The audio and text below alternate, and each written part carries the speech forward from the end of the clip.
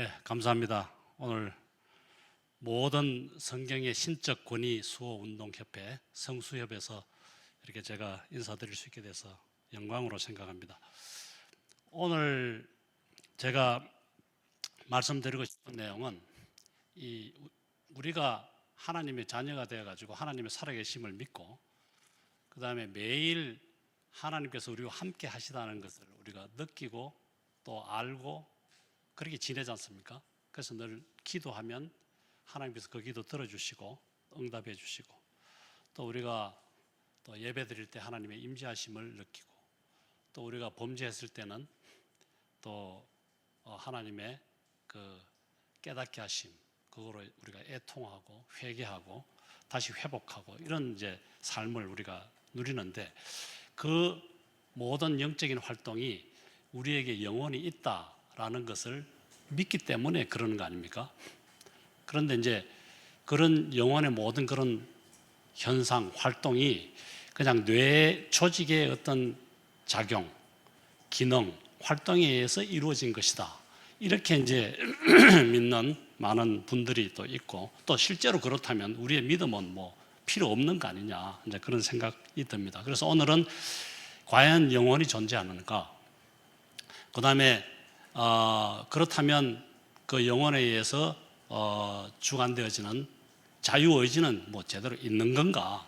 우리 자아는 뭔가? 의식은 뭔가? 이제 이런 문제에 대해서 우리 한번 생각해 보는 시간을 가지면 좋겠습니다. 그래서 우리 각자의 어떤 정체성에 관여되는 가장 중요한 우리 몸 기관이 이제 뇌인데요. 이 뇌는 굉장히 어떻게 보면 많은 우리 몸의 기관들이 다 중요하지만 그러나 이 뇌가 특별히 더 중요하니까 하나님께서 굉장히 여러 겹으로 싸서 이제 보호를 하고 계신 것 같아요. 그래서 제일 바깥에 머리털이 있어가지고 쿠션을 주고 그 다음에 이제 피부가 있죠. 그 다음에 그 안에 두개골이 있어가지고 단단하게 싸서 또 보호를 하죠. 그것만 있는 게 아닙니다. 이 두개골 안쪽에 보면 이 뇌 조직은 이 두부처럼 아주 소프트하거든요. 누르면 사이에 들어가고 그렇게 하는데 그 뇌를 조직을 둘러싸고 있는 세 개의 또 막이 있습니다. 그래서 이제 바깥에 아주 두꺼운 경질막이 있고 그 안쪽에 거미막이 있고 그 다음에 제일 안쪽에는 아주 얇은 연질막, 피아마트라고 그러는데 연질막이 둘러싸 있고 그걸 걷어내면 거기에 이제 이 뇌 조직이 있죠. 그래서 굉장히 많은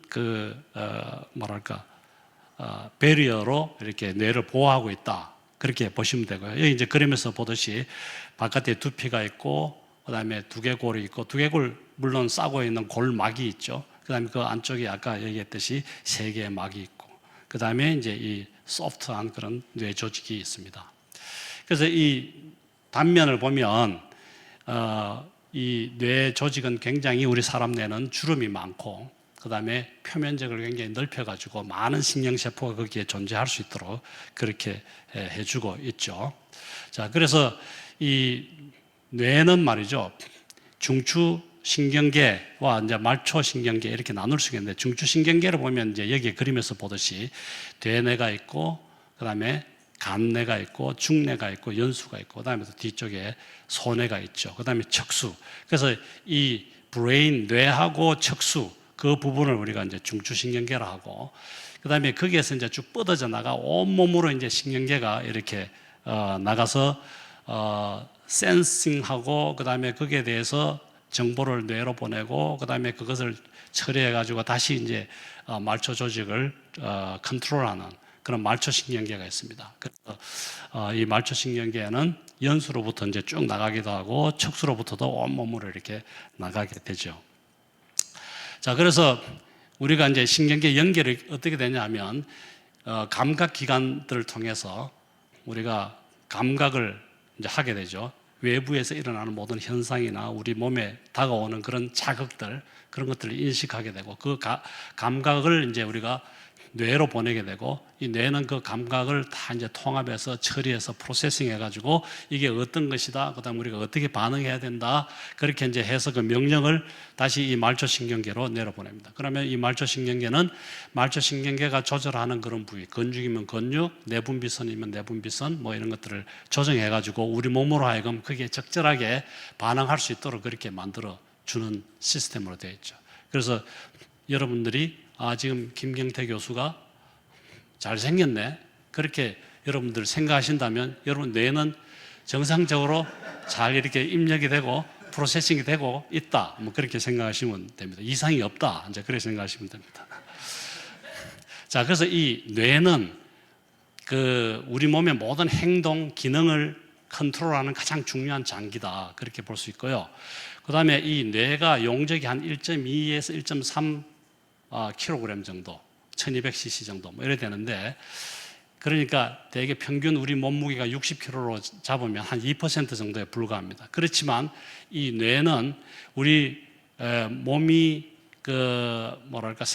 사용하는 산소의 20%를 사용하고 혈액량의 15%를 사용합니다. 다시 말해서 우리 몸이 만들어내는 모든 에너지의 20%를 이 뇌가 사용하고 있다 하는 것입니다. 그래서 여러분들이 아무것도 안 하고 그냥 앉아서 강의만 한 2시간 들어도 배가 출출할 거예요. 왜냐하면 뇌를 많이 사용했기 때문에, 에너지를 많이 사용했기 때문에. 그래서 그렇습니다. 그래서 이 뇌는 우리 몸의 운동 기능이나 감각 기능이나 또는 언어나 또 사회 활동에 가장 중요한 역할, 그게 관여하고 있다 하는 겁니다. 그래서 이 뇌가 없으면 뇌가 아닌 거죠. 그래서 우리가 심장은 바꿔도 김경태는 김경태가 될 수 있는데, 제 뇌를 뭐 조영길 변호사님 거로 바꾸면 저는 더 이상 김경태가 될 수가 없죠. 그래서 이제 어떻게 보면 정체성을 주는 데 있어서 깊이 관여하는 그런 장기다, 이렇게 보시면 되겠습니다. 자, 그래서 그러면 이 신경계는 신경세포와 그다음에 교세포로 돼요. 교라는 거는 이제 글루, 그러니까 풀이라는 그런 말인데, 서로 이렇게 신경세포의 신경망을 이렇게 연결해서 유지되게끔 해주는 그런 교세포들이 있는데, 그것으로 이루어져 있어요. 그래서 우리 이 뇌에는 약 1000억 개의 신경세포들이 있습니다. 그리고 이 1000억 개의 신경세포들이 각자 서로 시냅스라는 그 구조를 통해서 정보를 서로 이렇게 주고받게 되어 있는데, 이 뇌내에서 이 뇌신경세포가 평균 한 10,000개의 시냅스를 가지고 있어요. 그러니까 1000억 개의 신경세포가 10,000개의 시냅스로부터 정보를 받아가 처리해서 또 그 정보를 만들어서 또 다른 신경세포에 전달하는 거죠. 그러면 이제 우리 이 뇌내에는 몇 개의 시냅스가 있겠습니까? 1000억 곱하기 10,000 하니까 1000조 개의 시냅스가 있는 거죠. 그만큼 굉장히 많은 시냅스로 서로 신경세포들이 서로 연결되어 있으면서 정보를 주고받는 복잡한 신경망으로 이루어져 있다. 그 다음에 그 신경세포의 그 신경망을 잘 유지하게끔 또 영양도 공급하고 구조도 유지하게 만들어주는, 그 다음에 그 상태를 좋게 만들어주는 교세포, 그게 거의 한 10배 정도 더 많이 존재하는 그런 구조로 되어 있다는 겁니다. 그래서 이 신경세포는 서로 정보를 주고받는데, 시냅스의 그 구조나 숫자나 이런 것들이 딱 정지되어 있는 게 아니고 계속해서 변하게 됩니다. 그래서 가소성이라고 그러는데, 플라스티시티, 이 자꾸 이렇게 유연성이 있다는 겁니다. 그래서 여러분들이 동일한 자극을 계속 받게 되면, 예를 들어서 같은 주제에 대해서 계속 뭐 열심히 공부를 한다든지 그렇게 하게 되면 그 정보를 처리하는 신경세포의 그 시냅스가 크기도 커질 수도 있고 숫자도 많아질 수도 있고 이제 그렇게 변할 수가 있는 거예요. 그래서 그걸 이제 가소성이라고 그러는 거죠. 그래서 여기서 보면 일반 세포 수상돌기보다도 이 기억을 저장하는 신경세포의 수상돌기가 더 이렇게 더 커지고, 그러면 이제 정보 전달이 더 효율적으로 일어날 수 있겠죠. 그래서 제가 오늘 이렇게 말씀드린 내용을 여러분들이 듣고 여러분 뇌에서 프로세싱해서 그걸 의미를 이제 깨닫고 하는데, 그게 이제 잘 빨리 효율적으로 이루어지면 여러분 뇌는 이 정보 처리가 아주 효율적으로 잘 되고 있다는 거고, 들어갔는데 그 감각이 어디로 갔는지 그냥 막 헤매기만 하고 처리를 제대로 못 해내면 무슨 내용인지 그러면서 이제 이해를 못하는 거죠. 자, 그런 경우는 이제 어떻게 보면 신경 정보 전달이 제대로 지금 효율적으로 안 일어나고 있다. 이제 이렇게 보면 되죠. 그래서 우리 이 뇌는 계속 쓰면 쓸수록 더 이 신경 접합, 시냅스가 더 강화되고 숫자도 많아지고 정보 전달도 효율적으로 일어나게 되는 겁니다. 그래서 뇌는 죽을 때까지 계속 써야 되는 거죠. 안 쓰고 그냥 소파에 앉아가 텔레비만 보고 있으면 계속 이 뇌는 이제 그 시냅스 숫자도 줄어들게 되고 점점 이제 퇴화되고 바보 되는 거죠. 그래서 뇌는 계속 써야 된다 하는 겁니다. 자, 그래서 뇌 신경 전달에 대한 뭐 간단한 그 동영상을 제가 가져왔는데 한번 틀어볼까요?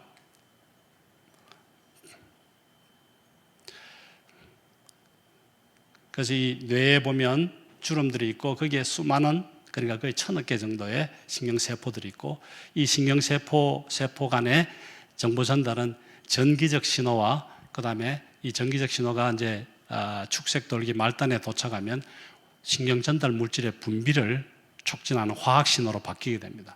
그러면 이 신경 전달 물질은 분비되어 가지고 그 다음 신경세포의 신경 전달 물질 수용체를 자극하게 되고, 그러면 그 수용체가 자극이 되면 거기에서 다시 전기적 신호가 형성이 되고 이제 그렇게 되는 겁니다.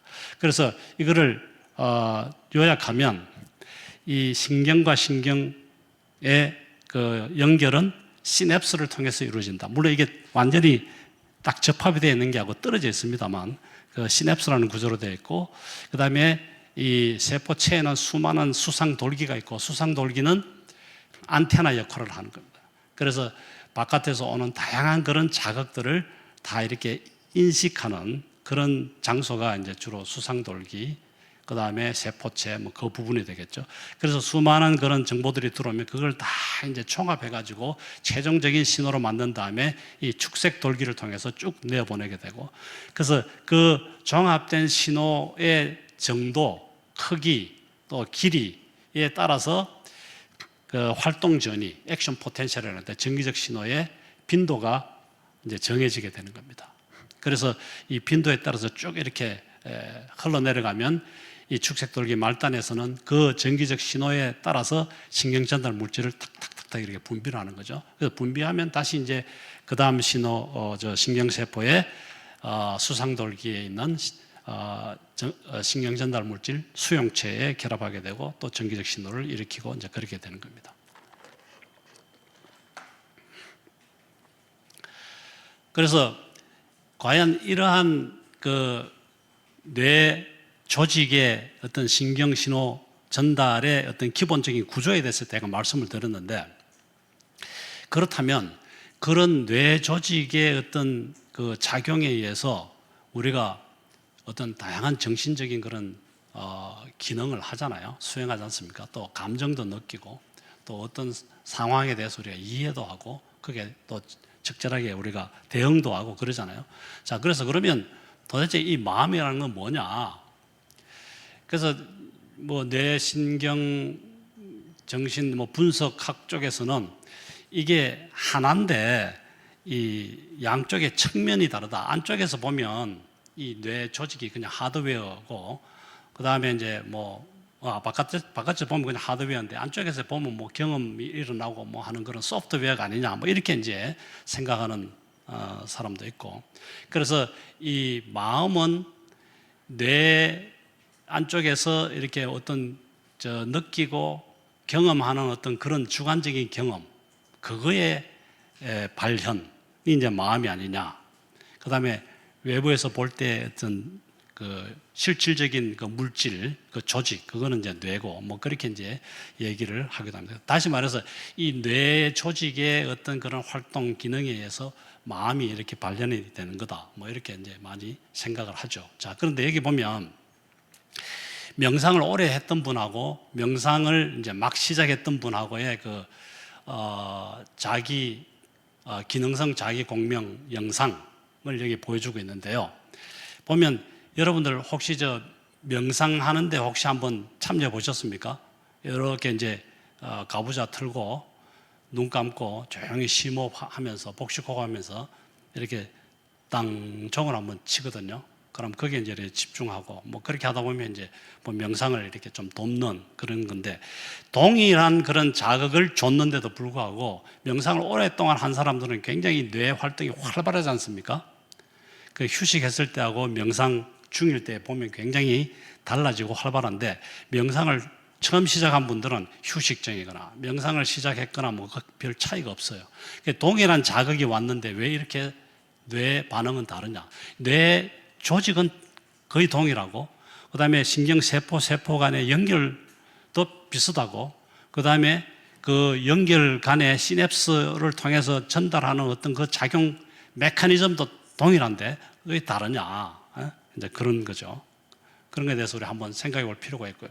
그 다음에 우리가 이 수많은 뇌신경세포가 막 이렇게 서로 신경망을 이루어가지고 서로 정보를 주고받는데, 아까 얘기했듯이 전기적 신호가 굉장히 많이 작용한다 그랬죠.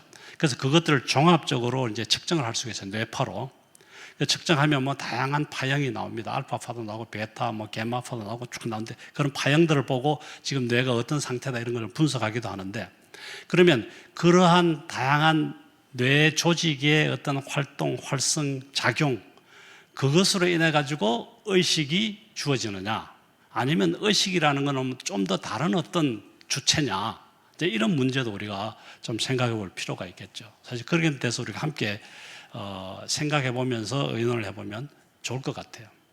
자, 그래서 이 의식에 대한 견해를 여러 이제 그 학자들이 뭐 얘기를 했는데, MIT 물리학과의 이제 맥스 태그마크라는 사람은 의식이란 정보를 이해하는 방식이다. 그래서 뇌 속의 신경세포들하고 미립자들이 복잡하게 움직이면서 정보를 처리할 때 의식이 발생하는 거다. 다시 말해서 뇌작용에 의해서 의식이 나오는 거다.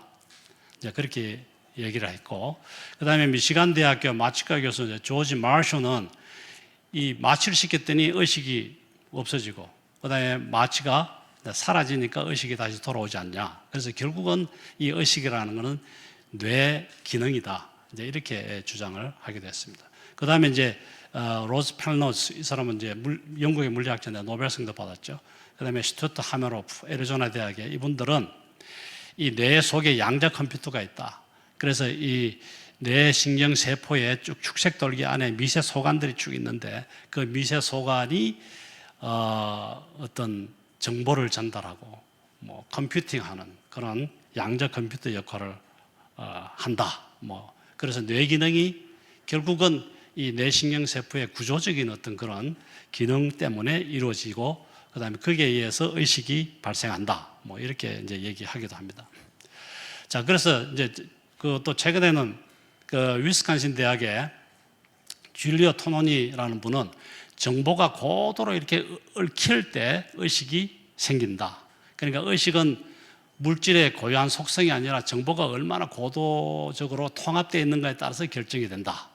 그래서 우리가 여러 가지 감각들이 있지 않습니까? 시각, 청각, 촉각, 뭐 이런 것들을 처리하는 부위들이 뇌에 있지만, 그런 것들이 다시 흩어져 있지 않고 통합이 되고 복잡하게 이렇게 묶여질 때 의식이 생성된다. 뭐 이렇게 얘기하기도 합니다. 그래서 우리를 깨어나게 하는, 각성하게 하는 그런 부위가 이제 뇌간에 이제 망상 활성대가 있거든요. Reticular Activating System이라고, RS. 그다음에 그게 있어야 되고, 그다음에 그런 각종 정보들이 막 우리한테 들어올 때 그 뇌에서 이 문지기 역할을 하는 곳이 이제 시상인데, 그 시상이 있어야 되고, 그래야 이제 연결해주고, 그다음에 통합하는 데가 뇌내 피질이고, 뭐 그렇게 얘기를 하고 있습니다.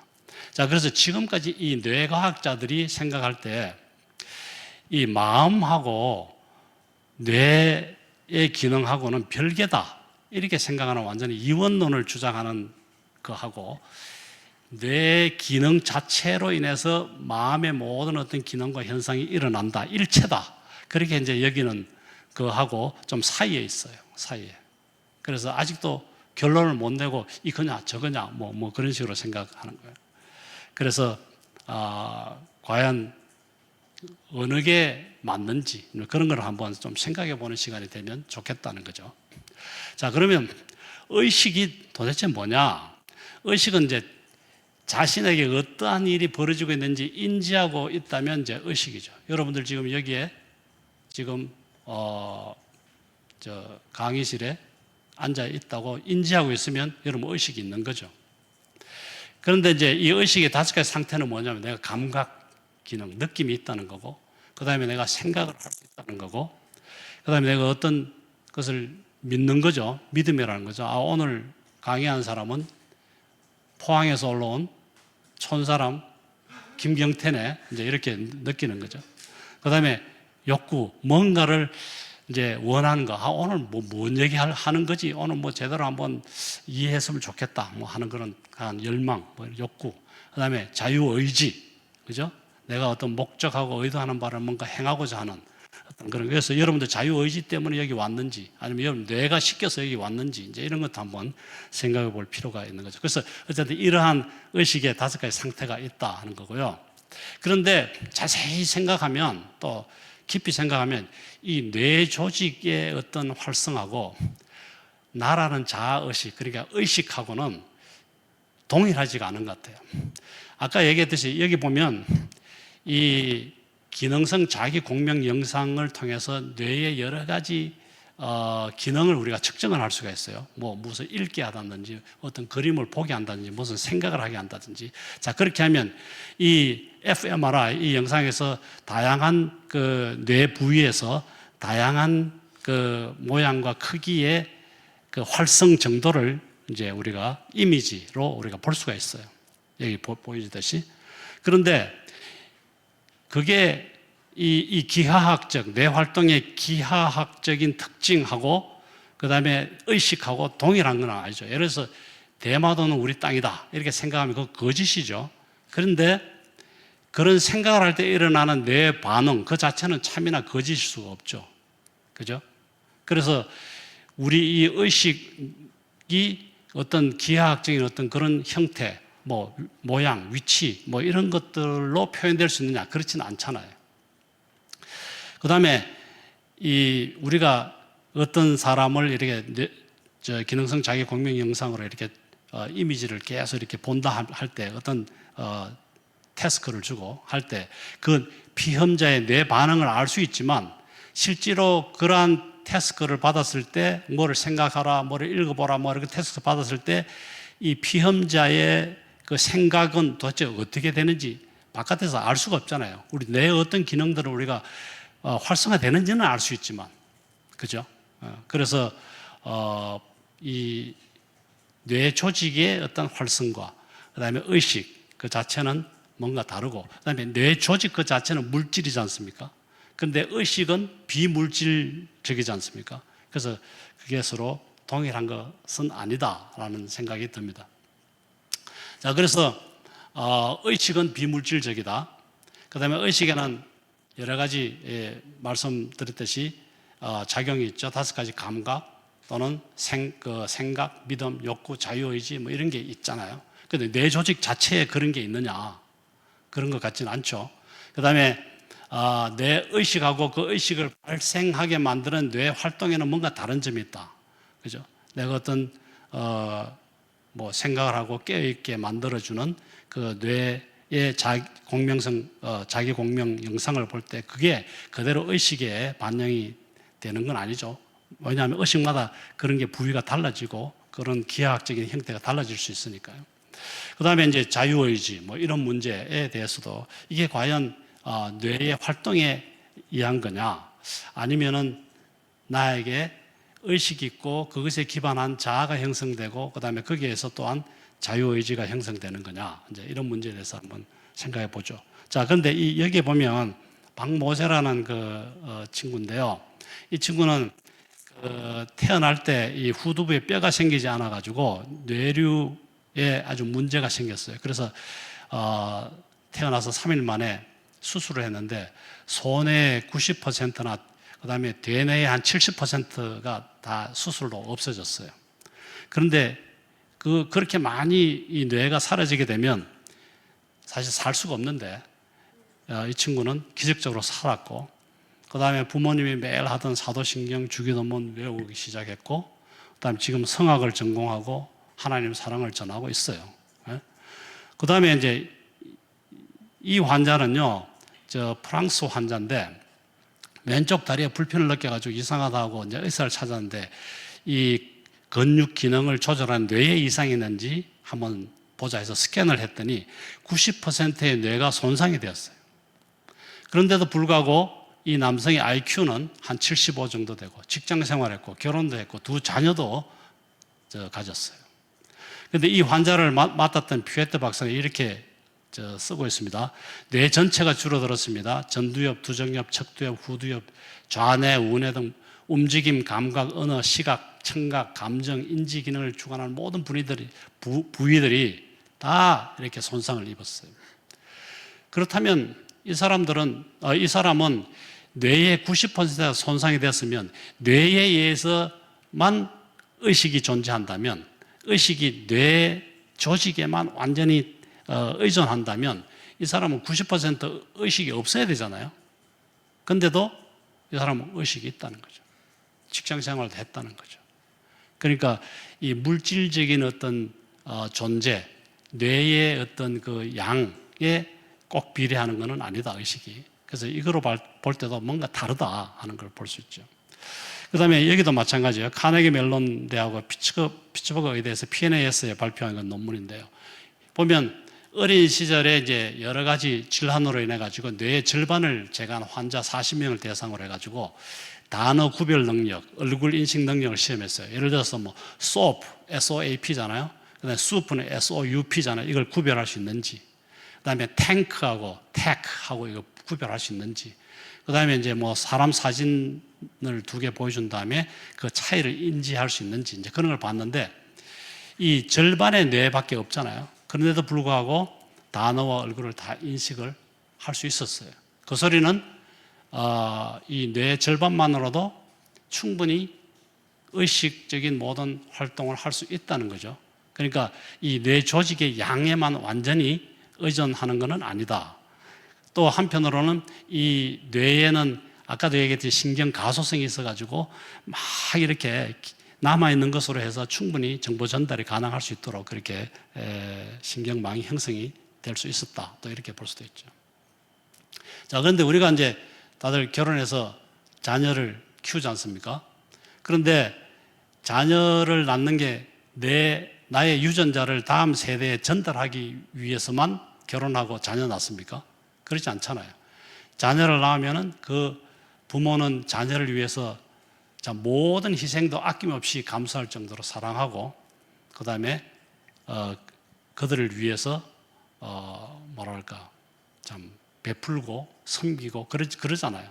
그러면 그렇게 하는 게 뇌 조직의 어떤 화학적 또 물리적 구조에 따라서 이루어지는 거냐 하는 거죠. 그래서 우리가 그러한 것도 우리가 한번 생각해 볼 필요가 있죠.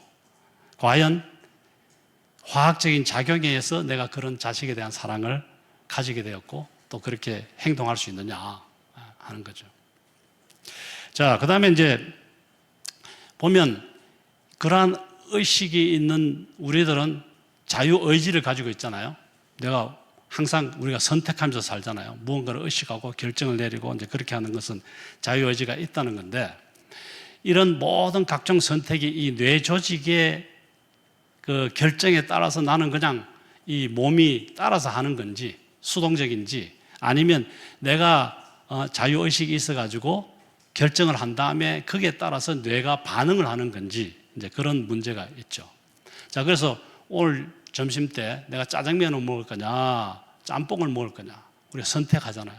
이 내 자유의지잖아요. 그죠? 자, 그런데 나로 하여금 짜장면을 먹게끔 뇌 조직이 활성을 했기 때문에 내가 짜장을 먹는다. 이제 이렇게 믿고 있는 분들이 많습니다. 뇌과학 분야에서. 자, 그래서 보면 이 이 자유의지인데, 이 자유의지가 이 의식적인 그런 생각을 조절하게 되고, 그것이 이제 신경망의 그 활동을 조절하게 되고, 그렇게 한다면 우리가 이제 행동이 나타나게 되는데, 이 B는 보면 이 뇌 조직의 어떤 활성이 의지에도 굉장히 강하게 영향을 미친다는 거고, C 모델은 아예 그냥 자유의지란 없다.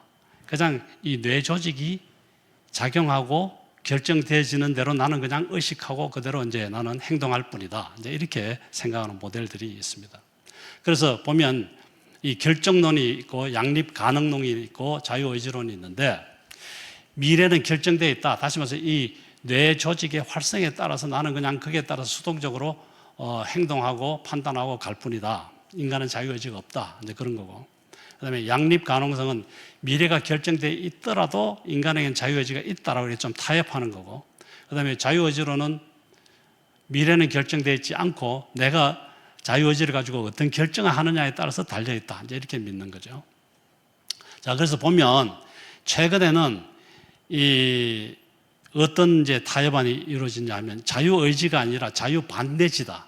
다시 말해서 이 무의식 영역에서는 어떤 직관적으로 어떤 뭐 아이디어를 낸다든지 뭐 충동적인 어떤 그런 행동을 하고자 한다든지 그렇게 할 때 이 의식의 영역, 이 자유의지에서 그거를 보고 억제하고 그다음에 조절하고 이제 그런 역할을 한다. 이제 뭐 그렇게 얘기를 하기도 합니다. 그래서 무의식이 제안하는 어떤 선택 사항을 자유의식이 최종 승인하거나 기각하거나 뭐 그런 관계다. 뭐 이렇게 얘기하기도 합니다. 자, 그런데 이 뇌가 시키는 대로 우리가 선택하고 그다음에 행동할 뿐이다라고 이제 주장하는 데 있어서 가장 강력한 뭐 실험적인 증거 이런 것들이 이제 이 실험에서 보여주는데, 이 벤자민 리벳이라는 분이 이 그림에서 보듯이 이 점이 이 원형을 따라서 돌거든요. 그러면 내가 이 9시 방향에 점이 왔을 때 내가 눌러야지 결정을 합니다. 그렇게 이제 마음속으로 결정을 한 다음에 기다리고 있다가 이 점이 돌 때 9시쯤에 방향이 왔을 때 내가 탁 눌렀다. 그래서 여기 보면 이 그때의 이 뇌의 어떤 기능, 그 그러니까 전압이죠. 그 막 전압을 쭉 재보니까 이 제로 포인트가 이제 딱 누르는 그 손가락으로 이렇게 딱 행동을 하는 그런 시점이에요. 근데 그 행동하는 시점 전에 벌써 이 전압이 굉장히 이렇게 상승되는 것을 볼 수 있죠. 그래서 이걸 보고 이게 준비 전이다. 다시 말해서 우리 사람은 뭐를 이렇게 내가 딱 결정해가지고 해야 되겠다라고 해서 뇌 반응이 일어나는 게 아니고 뇌 반응이 이미 있어져가지고 그의 결과로 나는 그냥 행동에 옮겼을 뿐이다. 이제 그렇게 얘기하는 거예요. 그래서 이 실험 전에 이제 이러한 뇌 반응의 상승, 뇌 반응에 나타나는 것, 이걸 가지고 우리는 뇌 조직의 활성에 의해서 그냥 수동적으로 반응할 뿐이다. 그래서 자유의지는 없다. 이제 이렇게 얘기하는 거죠. 근데 사실은 이 실험 전에 이 피험자한테 얘기를 하죠. 당신이 이렇게 돌 때 당신이 결정해라. 이 점이 어디에 왔을 때 누를 것인지 결정하고 그 결정한 때의 시간도 너가 보고 그다음에 결정 딱 눌렀을 때 이제 그 시간이 어떤지 그것도 한번 기억을 해라. 뭐 이런 식으로 지시를 받거든요. 그러니까 그 지시를 받고 그걸 이제 해야지 하고 이미 생각할 때 이미 어떻게 보면 내가 이런 행동을 해야 되겠다 하는 의지가 만들어졌고 그 의지 때문에 이런 준비 전이가 올라갔을 것이다. 우리는 그렇게 보고 있죠. 그러니까 그게 먼저 돼가지고 내가 행동하는 게 아니고 이미 그런 지시에 의한 의지 때문에 이제 이런 행동을 해야 되겠다고 생각하니까 그 집중도 해야 되고 하니까 이제 올라간다. 뭐 이렇게 보고. 그 다음에 이 존 딜란 헤인스라는 막스 플랑크 연구소에 있는 사람 뭐 비슷한 결정을 실험을 했는데 화면에 여러 가지 알파벳이 나오는데 어떤 알파벳이 나왔을 때 나는 왼손이나 오른손으로 내가 누를 것이다. 그래서 이 제로 타임에 이제 딱 버튼을 누르는 건데 한 5초 전에 누르기 5초 전에 벌써 이 뇌 활성을 측정하니까 굉장히 활성이 막 활발하더라 이거예요. 그래서 이 사람도 주장했어요. 이 모든 우리의 행동은 뇌에 의해서 결정이 되는 거다. 결정해서 뇌가 이렇게 활동을 하는 게 아니다. 뭐 이렇게 주장을 했어요. 그래서 여기서도 봐도 이 제로 포인트가 이제 딱 누르는 거죠.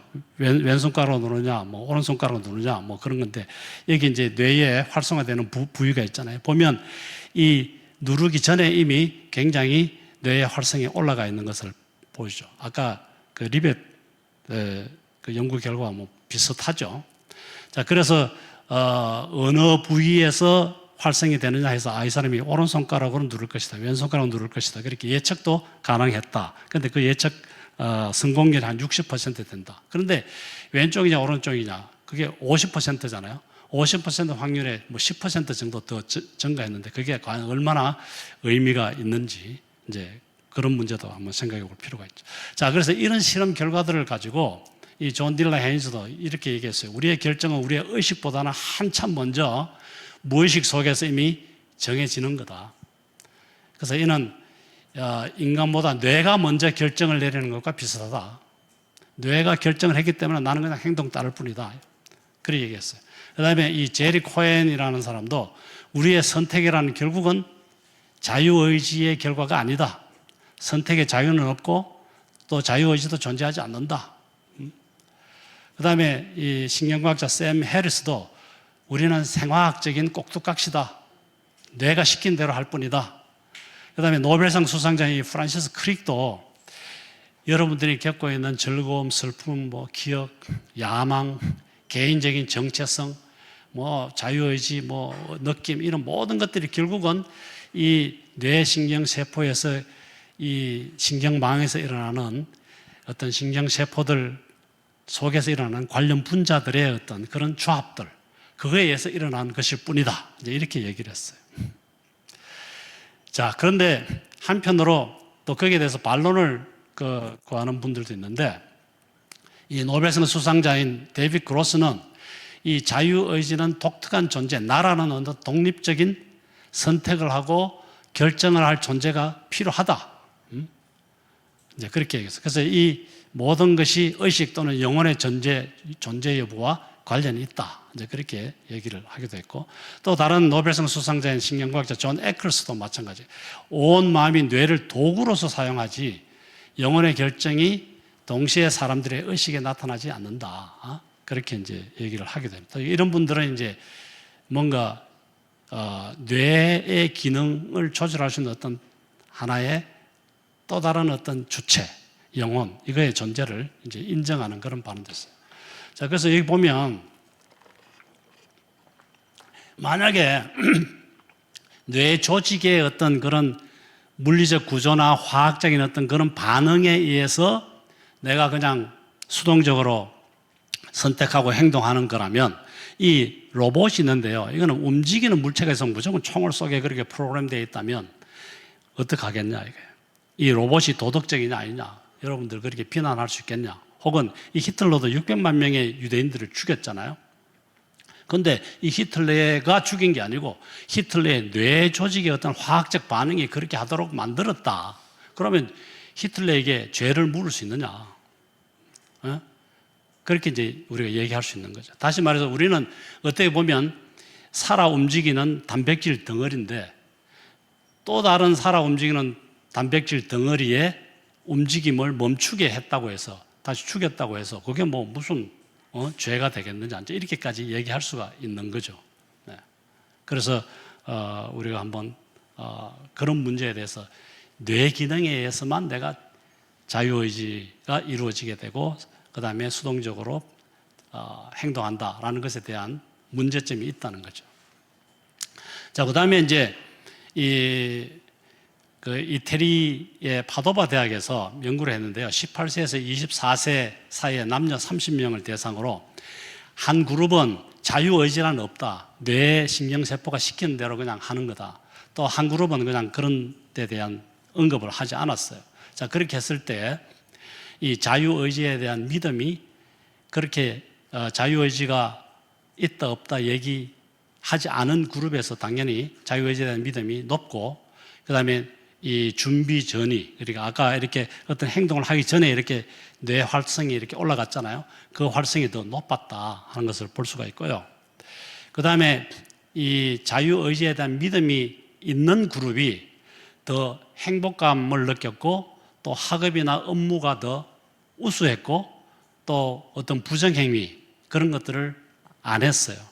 그런데 자유의지가 없다고 믿는 분은 반대적인 그런 경향을 보였어요. 이게 이제 논문에 나왔어요. 자, 그런데 이제 여기 탈봇 그 신학교의 몰랜드라는 그 교수님은 이렇게 얘기했어요. 내가 기도할 때 뇌의 특정한 부분이 반응한다는 것은 과학적이다. 그건 사실이잖아요. 내가 기도할 때 뇌의 어떤 특정 부분이 분명히 막 반응하겠죠. 기능성 자기 공명 영상으로 촬영을 해보면. 근데 내가 기도를 하게 만드는 주체가 누구냐? 뇌냐? 아니면 뇌의 반응이 나를 기도하게 만드냐? 아니면 내가 기도할 때 뇌가 반응하는 거냐? 이런 거를 질문을 했고요. 그 다음에 내가 오른손을 들 때 뇌의 특정한 부분이 반응을 할 텐데 내가 10번 오른손을 이렇게 들었다 냈다 하기로 결정을 했다면 이것 역시 뇌의 어떤 화학작용에 의해서 결정이 된 거냐? 아니면 나라는 어떤 주체, 자아가 또 있느냐? 이제 그런 거죠. 그 다음에 뇌의 어떤 부위에 정기적인 자극을 주면 그 자극에 의해서 어떤 생각이 나게 하거나 어떤 뭐 반응을 하게 할 텐데 그 자극을 동일하게 줬을 때 동일한 그런 생각과 반응이 항상 일어나느냐? 그렇지 않을 수 있잖아요. 그죠? 그래서 그런 문제에 대해서 우리는 이 뇌의 어떤 작용에 의해서만 내가 어떤 행동을 하게 된다. 뇌에 의존적이다라는 데 대해서 의문을 표했습니다. 자, 그런데 이제 또 한편으로 여러분들 그 유발 하라리 아시죠? 이 친구는 영혼 없다. 이 친구는 굉장히 진화론에 아주 심취한 친구예요. 그래서 영혼이란 없다. 그렇게 이제 얘기를 했고, 그 다음에 또 이 스티븐 호킹도 영혼이 없으니까 당연히 천국은 없다. 그렇게 얘기했어요. 그래서 우리 이 뇌가 이렇게 깜빡깜빡 하면서 활동하는데 이게 딱 멈추면 그 후에는 아무것도 없다. 끝이다. 그렇게 얘기하겠다. 다시 말해서 영혼의 존재를 이제 부인한 거죠. 영혼이 없으면 뭐 자유의지도 없는 거고, 이제 그런 거죠. 천국도 없는 거고. 자, 그래서 그런 것들을 뒷받침할 수 있는 그런 또 논문들이 좀 있어요. 여기 보면 이 뇌의 이 대뇌를 보면 이 이마 바로 뒤쪽에 있는 부분이 전두엽인데, 전두엽, 그 다음에 두정엽, 뒤쪽에 후두엽, 옆에 척두엽인데, 이 두정엽 쪽에 어떤 영적인 반응하고 관련 있는 그런 뇌 활성들이 많이 보이더라. 그래서 보니까 어떤 영적인 반응을 했을 때 경험을 이렇게 들었을 때 반짝이는 활동하는 것이 스트레스 받았을 때 했던 것보다도 적은 부위가 있고 A는 그 다음에 또 많은 부위가 있고 뭐 그렇게 이제 뇌 부위가 거기에 반응을 하더라. 자, 이건 뭐냐? 이게 결국은 영적 반응을 할 때에 특정한 뇌 부위가 거기에 연결되어서 반응을 하는 게 아니냐? 결국은 뇌의 반응에 의해서 우리가 영적인 경험을 하게 되는 거고 표현을 하는 거 아니냐, 이제 이렇게 얘기하기도 합니다. 자, 그런데 이제 여기 보면 그 위스콘신 대학의 리차드 데이비슨 교수는 우리가 깊이 묵상하거나 명상에 들어가면 이 이마 바로 뒤쪽에 있는 그 전두엽 피질에서 오른쪽 활동은 떨어지고 왼쪽은 올라가더라. 그런 것을 발견했다. 그리고 그 다음에 콜롬비아 대학의 미나 와이스만은 이 종교가 있는 사람은 그렇지 않은 사람보다 대뇌 피질이 더 두껍다. 다시 말해서 그 신경망이 더욱더 잘 발달되어 있다. 이런 소리죠. 그 다음에 앤드류 뉴버그라는 그 교수는 유펜인 사람은 아예 그냥 신은 뇌 속에 들어있는 거다. 그래서 이 뇌의 작용에 의해서 우리가 신을 만들어냈고 또 신에 대해서 얘기하는 거다. 뭐 이렇게 얘기하기까지도 합니다. 그래서 또 이즈마 교수는 또 실험을 했는데 이 뇌측 전두엽 피질에 자기장 자극을 이렇게 하니까 이 피험자들이 어떤 신이나 천사나 천국에 대한 어떤 그런 믿음이 현저하게 줄어들더라. 그러니까 이게 결국은 뇌의 조직에 의해서 우리가 신의 존재를 느끼는 것이고, 그 다음에 그에 대한 어떤 영적인 반응을 하는 거 아니냐. 이렇게 이제 얘기하기도 합니다. 그래서 이 마이클 퍼싱어 교수는 종교적 체험은 단지 두뇌의 산물이고 두뇌 이외의 것과는 아무런 관련이 없다. 또 이렇게 주장하기도 합니다. 아주 극단적으로 가는 거죠. 반면에 이제 캔사스 대학의 데니엘 베슨 교수는 두뇌가 종교를 만든다고 말하는 것은 마치 피아노가 음악을 만든다고 주장하는 것과 같다. 그렇게 비판하기도 했습니다. 자, 그렇다면 영혼이 진짜 있느냐? 그래서 이 영혼이 있는지를 확인하기 위해서 뭐 여러 가지 실험들을 했는데, 이 매사추세츠주의 덩컨 맥두걸이라는 분은 환자가 이렇게 죽어갈 때 이 체중을 재봤어요. 그런데 이제 딱 죽었을 때 체중이 조금 줄더라 이거예요. 한 4분의 3 온스 정도 딱 줄더라 이거예요. 그래서 그게 이제 한 21g 정도 되는데, 그래서 영혼의 무게가 21g이다. 그래서 영혼이 있다. 이제 이렇게 뭐 얘기하기도 했습니다. 근데 과연 이거는 이제 뭐 오차일 수도 있는 거고, 그죠? 증거가 불충분하죠. 자, 그런데 영혼이 있다는 데 있어서 강력한 증거가 되는 게 임사 체험입니다. 이 싱어송라이터인 팜 레이놀즈가 고백을 했는데요. 1991년에 이제 뇌동맥류를 제거하는, 놔두면 이제 뇌출혈이 생길 수 있으니까 제거하기 위해서 이제 체온을 한 15도씨 정도로 냉각을 시켰어요. 그래서 이제 의식을 이제 이렇게 잠재웠는데, 그때 유체 이탈을 경험했다고 본인이 얘기를 했어요. 그래서 이 수술 과정을 다 기억하고 자신의 두개골이 절개되는 모습, 의료진과 간호사들이 얘기하는 모습, 또 수술 기구들의 종류, 그다음에 뭐 세세한 집기들의 위치, 이런 걸 정확하게 설명을 했어요. 그 소리는 자기 육체와는 다른 또 다른 어떤 주체가 있어가지고 자기의 수술하는 장면들을 다 지켜볼 수 있었다 하는 거죠. 그래서 이러한 사례들이 굉장히 많이 있어요. 그래서 이것들을 집대성해가지고 그렇게 연구하고 책으로 낸 그런 분들이 있습니다. 그래서 커네티컷 대학의 켈링 교수는 마인드 사이트라는 그런 책을 통해서 이 임사 체험자들의 경험을 많이 이렇게 소개하고 있어요. 그래서 대부분 보면 어두컴컴한 터널을 지난다, 또 눈부신 빛을 향해 간다, 또 죽은 지인을 만났다, 그 다음에 평화롭고 안락한 분위기에 둘러싸여서 그곳에 나는 머물고 싶다는 그런 갈망을 우리가 가졌다, 뭐 이런 이제 경험담을 얘기하고 있어요. 임사체험.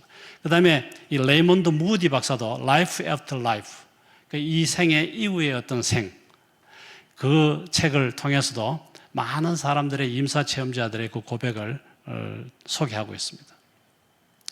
그 다음에 그 하버드 의대에 이븐 알렉산더라는 분이, 이분은 그 신경외과 의사인데, 이분도 자신이 그 뇌막염으로 인해 가지고 뇌사 상태에 빠졌었어요. 그래서 한 7일간 뇌사 상태에 있었는데 극적으로 살아오면서 그동안에 자기가 죽음 이후의 세상에 대해서 경험을 하게 됐고, 그거를 이제 생생하게 책으로 썼는데, Proof of Heaven, 천국의 증거죠. 천국은 존재했다, 한다라고 이제 이렇게 증언을 하고 있어요. 그래서 이 영국의 이제 의사인 샘 파니아 박사는 실제로 이제 유체 이탈이 있는지 이제 실험을 해봤어요. 그래서 이 사망이라는 것은 심장이 딱 멈추고 뇌의 혈액 공급이 중단된 시점인데, 그때 이제 심장이 멈추면 뇌 혈액 순환이 안 되고 뇌 기능도 즉각적으로 이제 상실되거든요. 그러면 이제 뇌 반응도 다 이제 사라지게 되는데, 자, 그런 상태에서 다시 돌아왔을 때 뇌 기능이 다시 생기는, 돌아왔는 그런 환자의 경우 그 실험을 했는데, 이 수술실에서 누워서는 도저히 볼 수 없는 그런 곳에, 높은 곳에 뭐 잡지를 놔둔다든지 뭐 다른 어떤 물체를 놔놓고 실험을 해봤어요. 그래서 한 2060명 가운데 330명이 다시 살아났는데, 그 중에 9명이 사후세계를 증언했고, 그 중에 1명은 수술실에서 벌어졌던 상황, 사진이 저 위에 있더라, 뭐 이런 거를 다 이렇게 얘기를 했어요. 그 소리는 결국은 자기 몸에서 떠나가지고 영혼이 그 위에서 수술실하고 광경도 보고 저 위에 숨겨놓은 어떤 잡지나 이런 것도 봤다는 거죠. 그래서 그런 실험도 해봤어요. 그 다음에 이런 임사 체험자들의 그 증언들, 그런 걸 다 인터뷰하고 그 다음에 해서 실제로 란시스이라는 저널, 굉장히 유명한 저널인데, 이 저널에 논문을 실은 분이 있어요. 반 롬벨 핌이라는 분인데, 네덜란드의 10개 병동에서 심장마비 상태였다가 극적으로 구조받은 그런 344명의 환자를 대상으로 조사를 했는데 18%가 임사체험을 했어요. 그래서 임사체험자 중에 한 30%는 어떤 터널을 지나는 그런 경험을 했고, 천국을 봤고, 그 다음에 사망한 친척과 가족들을 만난 그런 경험이 있다라고 얘기를 했고, 25%는 내가 죽은 후에 내 몸을 떠나가지고 어떤 빛과 소통을 했고 아주 밝은 광채를 보았다, 이렇게 얘기하게 됐습니다. 그리고 한 13% 사람들은 자신의 일생을 쭉 되돌아보는 그런 시간을 가졌다. 이렇게. 그래서 그러한 것들을 이 논문에 소개를 했어요. 그 논문에 발표했어요. 과학적인 저널에. 자, 그래서 그러한 것들을 보면 분명히 뇌 조직의 활성에 의해서 내가 어떤 자유의지, 그 다음에 어떤 영혼의 영적인 반응이 일어난다고 믿으면 뇌 조직이 죽으면 그런 모든 반응도 없어져야 되는데도 불구하고 이 임사 체험자들은 그거와 별개로 하나의 또 다른 어떤 주체가 있고 그다음에 그것에 의해서 관찰된 것들을 보고하는 것을 보면 다르다는 거죠. 그래서 이 우선 뇌파를 측정하는 EEG가 있거든요. 이 전기적 신호를. 이게 완전히 직선을 그을 때 그게 이제 뇌내 피질이 더 이상 기능하지 않는 거고 그다음에 이 뇌간, 뇌의 가장 아랫부분의 그 반사 뭐 빛을 비추거나 할 때 전혀 반응이 없는 그런 반사가 없어야 되고 그다음에 뇌로 유입되는 혈액 공급이 전혀 없다. 이제 이랬을 때 이 사람은 뇌사다 이렇게 이제 판정하거든요. 그런 상태에서 있다가 다시 돌아오는 걸 이제 임사 체험인데, 그래서 이 임사 체험자들의 공통적인 그런 그 경험담을 보면 내가 영혼을 만났다. 이미 죽어있던 내 가족의 영혼을 만났다. 그래서 굉장히 평화로운 느낌을 가졌다. 그다음에 어떤 아주 터널을 통과해가지고 저 빛으로 향했다. 그래서 그 밝은 빛을 내가 경험했다. 그다음에 내가 누워 있는 그 육체를 내가 살펴보았다. 이렇게 이제 증언을 하고 있습니다. 자, 그래서 이제 그런 것들이 나오니까 또 이런 것도 결국은 실험적으로 뭔가 한번 증명해보고 뭐 아니다라고 얘기를 좀 하고 싶은 욕망에서 이 지모 보르지긴 교수, 미시간 대학 교수가 이런 실험을 했어요. 이 생쥐를 이제 마취시키면서 죽어가는 것들을 쭉 이렇게 뇌파를 측정을 했어요. 그래서 마취된 다음에 CAS 1, 2, 3, 4는 4에는 완전히 이제 죽은 상태죠. 근데 CAS4 완전히 죽기 바로 직전에 CAS3 고 스테이지에 이 갬마 그 뇌파가 굉장히 막 활성화되더라. 그래서 바로 이런 순간에 그런 식의 뭐 빛을 봤다, 뭐 터널을 통과했다 그런 식으로 하지 않았을까 이렇게 이제 설명을 하려고 예를 쓰는 거죠. 그다음에 이제 이 조지 워싱턴 대의 그 라크뮤르 촤알라 교수도 실험을 했는데 이 죽음이 임박한 7명의 말기 환자 뇌 활동을 위해 측정을 했는데 이 죽음 직전에 1시간 정도부터 이제 뇌 활동이 점점 감소하는 거예요. 감소하다가 어느 순간에 한 30초에서 3분 정도 굉장히 짧게 뇌 활동이 막 활발하게 되어지는 분출하는 현상을 봤다는 거예요. 그래서 이 사람은 요 기간 동안에 그러한 어떤 임사 체험의 현상이 일어나지 않았느냐, 뭐 이렇게 이제 설명을 하는 겁니다. 자, 그런데 과연 그럴까요? 우리가 그 뇌는 물질인데 아까도 얘기했듯이 그 뇌의 기능에 의해서 의식이나 뭐 영혼의 작용이 일어난다면 뇌가 죽으면 이제 의식도 없어지고 영혼 기능도 다 사라져야 되는데 사실은 그렇지 않은 경우가 많이 있잖아요. 이 육체와 영혼이 분리된다. 유체 이탈, 임사체험 뭐 그런 것도 우리가 충분히 많은 증거들이 있으니까 그거 아닌 것 같다라고 생각할 수도 있죠. 그 다음에 우리가 사라질 때는 어떻게 되느냐. 사라질 때는 우리 이 영혼의 모든 기능이 육신에 묶여 있는 거죠. 다시 말해서 우리가 영혼의 어떤 체험을 했을 때 우리 육신, 이 뇌의 어떤 인식하는 것들을 활용해서, 도구로 활용해서 우리가 그거를 인지하는 거죠. 내가 굉장히 신비한 것을 보았다, 또 신비한 음성을 들었다, 또는 어떤 그런 하나님의 임재를 느꼈다, 이제 그렇게 할 수 있는 거죠. 근데 이제 죽었을 때는 그게 완전히 분리될 수 있다 하는 거죠.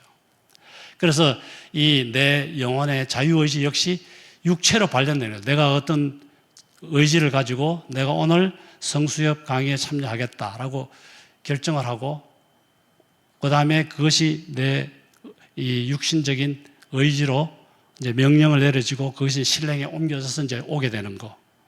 그래서 이제 그 뇌의 그 작용이 결국은 이 자유의지나 영혼의 어떤 그런 작용이 표출되는 그런 도구로 이제 우리가 생각이 될 수 있는 거죠.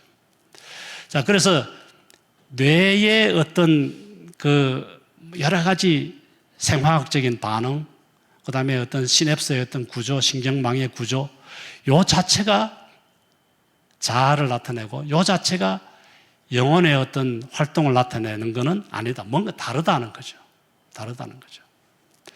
그래서 우리가 거기에 대해서 한번 생각해 볼 필요가. 그래서 그렇다면 이제 영혼과 육이 있느냐, 영과 혼과 육이 있느냐, 이제 이분법이냐, 뭐 삼분법이냐, 뭐 그런 이제 저는 굳이 그렇게 나누고 싶지는 않지만 이게 이제 우리 성경에 보면 이게 막 이렇게 같이 막 오버랩 되기도 하고 혼돈되기도 하고 따로 쓰기도 하고 이제 그렇게 된 것 같아요. 그래서 이제 이런 뭐랄까 다양한 그런 주장들이 있는데 제가 여기서 지금 보여주는 거는 여러 지금 포유류 동물들의 뇌 조직입니다.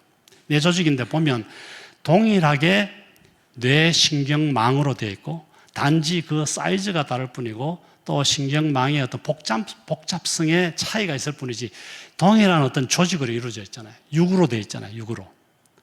그래서 이 육으로 되어 있는데 그렇다면 이 동물들도 동일하게 이 뇌 조직의 기능, 활성, 어떤 생화학적인 반응에 의해서 뭐가 나타난다면 이 동물도 동일하게 우리와 같은 그런 정신작용, 그 다음에 영혼의 어떤 작용이 있어야 되잖아요. 그렇지 않습니까? 정도의 차이는 있겠지만. 그래서 사실 그러냐.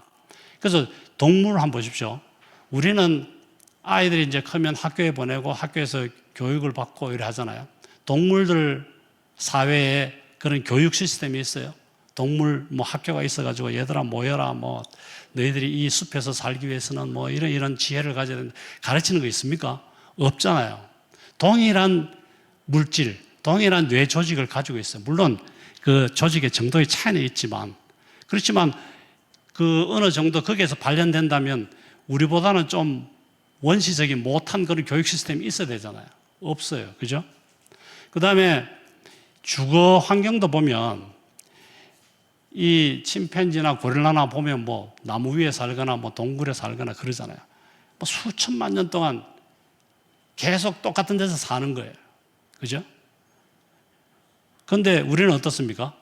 우리는 아주 간단한 그런 그 초가집이나 뭐 오두막집에서 살기도 했었지만 우리가 점점 교육을 많이 받게 되고 지식이 쌓이게 되고 전달이 되고 그 다음에 기술이 개발되고 이거로 인해 가지고 창의성이 개발되고 지금은 막 굉장히 서울에 가면 높은 빌딩 아파트도 많잖아요. 이 주거 환경이 계속 이렇게 개선이 되고 발달이 되고 하잖아요. 그런데 침팬지나 고릴라는 뭐 그냥 몇백만 년이 지나도 그냥 계속 똑같은 데서 사는 거예요. 또 동일한 그 뇌 조직과 동일한 메커니즘으로 뇌신경 정보가 전달되는데도 불구하고 왜 그러냐 이거예요. 네. 그 다음에 동물의 윤리성이 있습니까? 우리는 교육을 통해서 벌을 받지 않기 위해서는 어떤 질서를 지켜야 되고 그 다음에 내가 또 어떤 내 유익을 위해서 질서를 지켜야 되고 또 주변의 평판도 생각해야 되니까 뭐 윤리적인 그런 행동을 해야 되고 그 다음에 사회에 법이 이렇게 규정을 하니까 그 법대로 살려고 하고 뭐 이런 식으로 하면서 이제 윤리가 이렇게 점차 뭐랄까 윤리성을 갖게 되고 그 다음에 그걸 발전하잖아요. 그런데 동물 같은 경우 야, 줄 서서 뭐 다람쥐 쇼를 보자 해서 줄 서 있는 거 보셨어요? 여러분들 양계장 가서 모이 뿌리면 닭이 순서대로 와서 모이 먹고 갑니까? 그냥 와서 서로 먹겠다고 난리잖아요. 그래서 이런 질서, 윤리성, 왜 동일한 뇌 조직을 가지고 있고 동일한 신경의 작용 원리를 가지고 있는데 왜 다를까 이거예요. 그 다음에 이 동물의 종교심이 있는 거 보셨어요? 동물이 이렇게 기도하는 거 여러분 보셨습니까? 예? 이거는 뭐 그런 그림을 내가 일부러 막 인터넷에 뒤져서 찾아와서 그런데 사실 이런 동물 없잖아요. 내가 지금 먹이가 너무 없습니다. 배고픕니다. 어떻게 먹이를 좀 주세요. 기도하는 동물이 있습니까? 그 다음에 동물의 왕국에서 사자왕이 얘들아 모여라 예배 시간이다 말이야. 쫙 했을 때 다 모여가지고 이제 뭐 예배 드리는 그런 동물들 봤어요? 없잖아요. 그런데 이 아마존 저 깊숙한 곳이나 아프리카 어떤 오지나 이런 데 가도 그 부족에 사는 부족들도 보면 다 종교적인 행위를 하고 있어요. 나름대로 신을 섬기려고 그러고 그런 독특한 어떤 종교 의식을 다 가지고 있단 말이에요. 그거는 뭐냐면 종교심이 있다는 거 아닙니까? 그거는 영이 있다는 거잖아요. 근데 동물들은 그게 없으니까 전혀 그런 예배 의식이나 종교 의식을 가지지 않는 거죠. 왜 동일한 뇌 조직을 가지고 있는데 왜 그럴까요?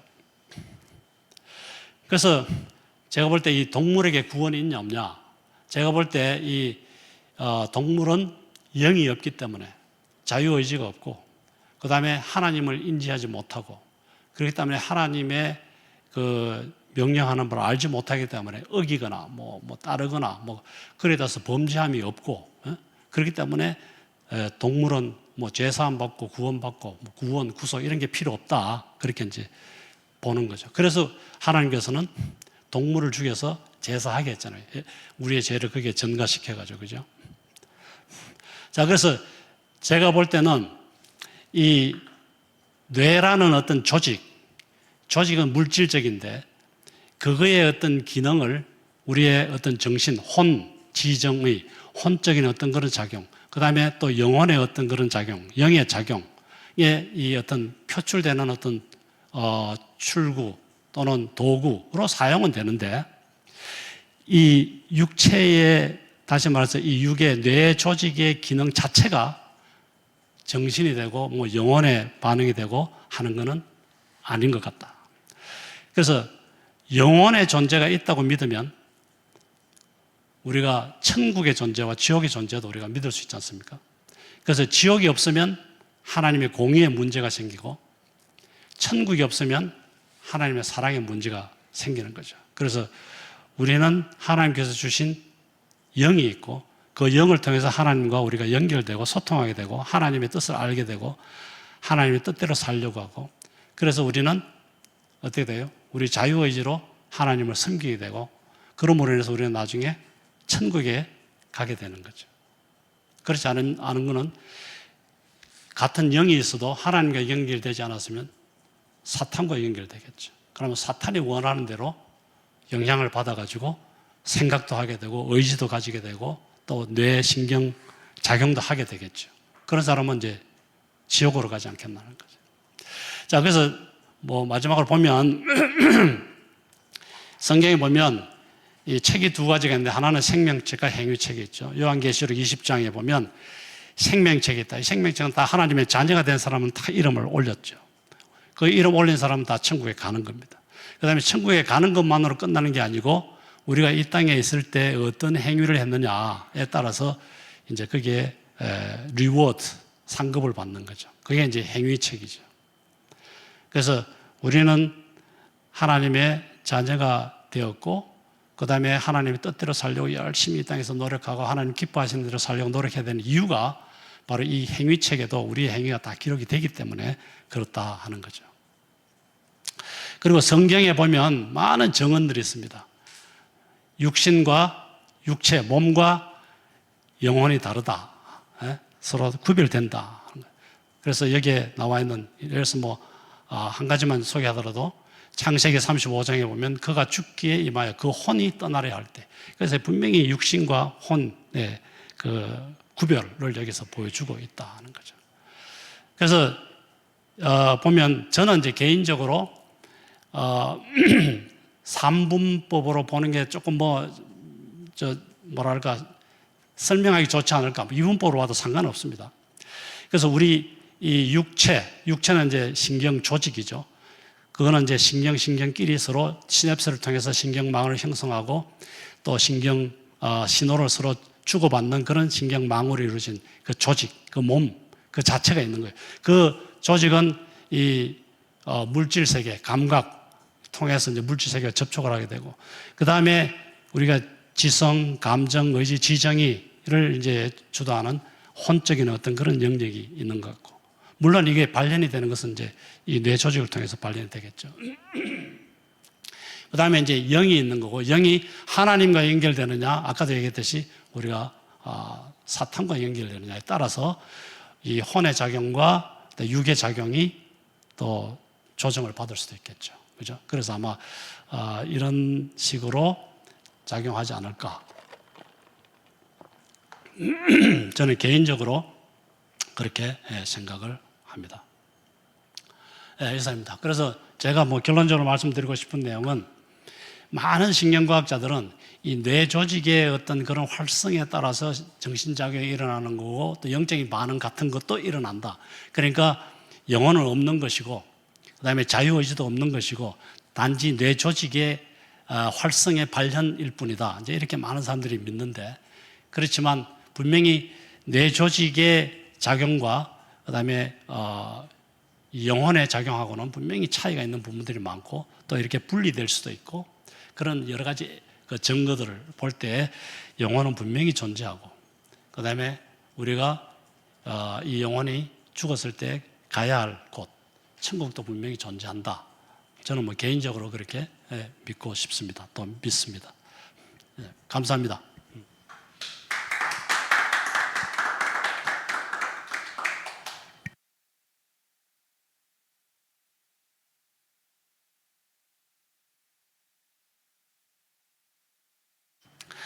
아버지 하나님, 감사합니다. 아버지께서는 우리 인간을 하나님의 형상으로 창조하시고, 단지 살아 움직이고 돌아다니는 단백질 덩어리로 만들지 아니하시고, 하나님의 영을 우리에게 부어주시고, 또 영이 하나님과 연결되고 소통하게 하시고, 하나님을 알게 하시고, 하나님의 뜻대로 살게 하시고, 그로 인해서 영원한 천국을 선물로 주심을 믿습니다. 우리가 이 땅에 살아가는 동안 하나님의 자녀답게 살아갈 수 있도록 하여 주시고, 나중에 영원한 천국에서 우리 아버지 하나님과 아름다운 교제를 나눌 때까지 이 땅에서 우리에게 주어진 사명을 최선을 다해서 감당해 나가는 우리들 다 되게 하여 주옵소서. 예수님 이름으로 기도드립니다. 아멘.